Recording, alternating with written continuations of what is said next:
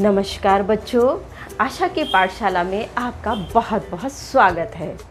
आज मैं आपके लिए लेकर के आई हूँ कक्षा 5 का विषय हिंदी का पाठ स्वर्ण नगरी की सैर। इस पाठ में हमारे राजस्थान के जैसलमेर ज़िले के बारे में बताया गया है। यहाँ की हवेलियाँ, यहाँ की चित्रकारी, यहाँ की कलात्मक खूबसूरती के बारे में वर्णन किया गया है। जैसलमेर के धोरों के बारे में वर्णन किया गया है। यहाँ के प्राकृतिक सौंदर्य, खान पान, पहनावा आदि के बारे में जानकारी दी गई है।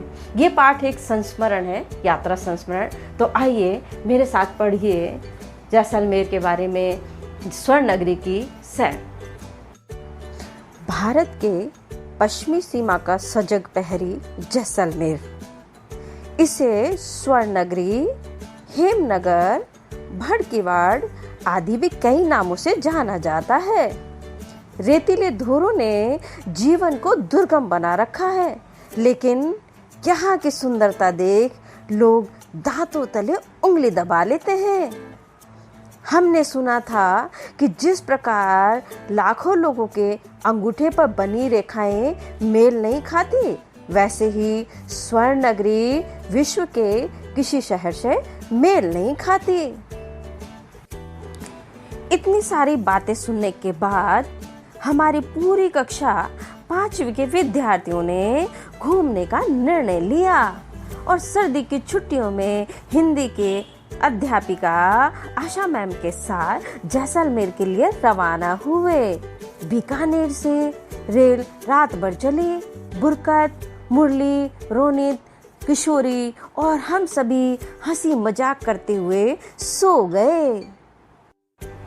सुबह जैसलमेर के करीब पहुंचे तो देखा सूरज की किरणें जैसलमेर दुर्ग के पाषाण कणों को चमका रही है। जैसलमेर होटल में ठहरे, सुबह तैयार होकर घूमने निकले। सबसे पहले किले को देखना तय हुआ। किला त्रिकूट पहाड़ी पर बना हुआ है।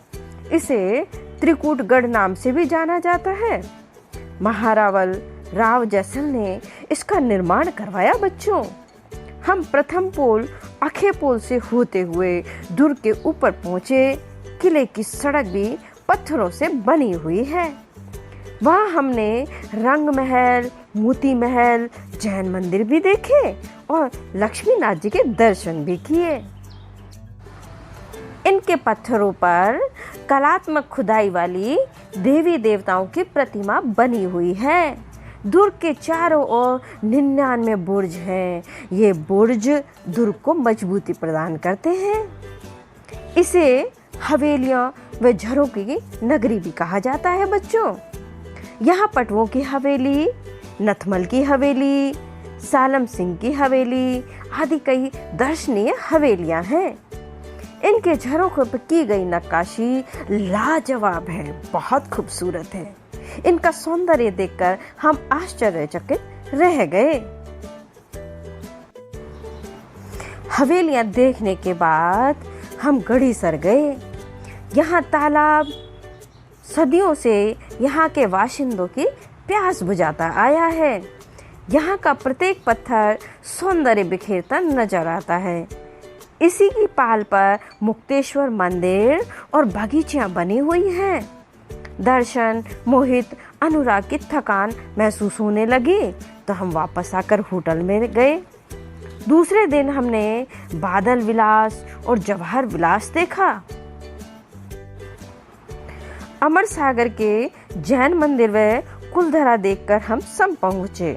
वहाँ रेत के अथाह समंदर हमें बरबस अपनी ओर खींचता है। हम सम के धोरों की मखमली रेत पर खूब नाचे गए।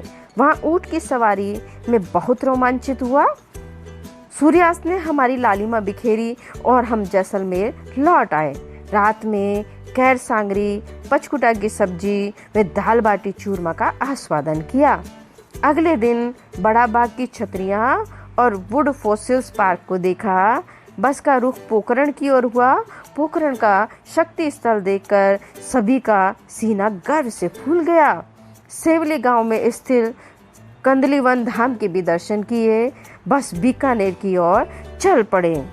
हम सभी आज भी इस यात्रा को याद करते हैं तो रोमांचित हो जाते हैं।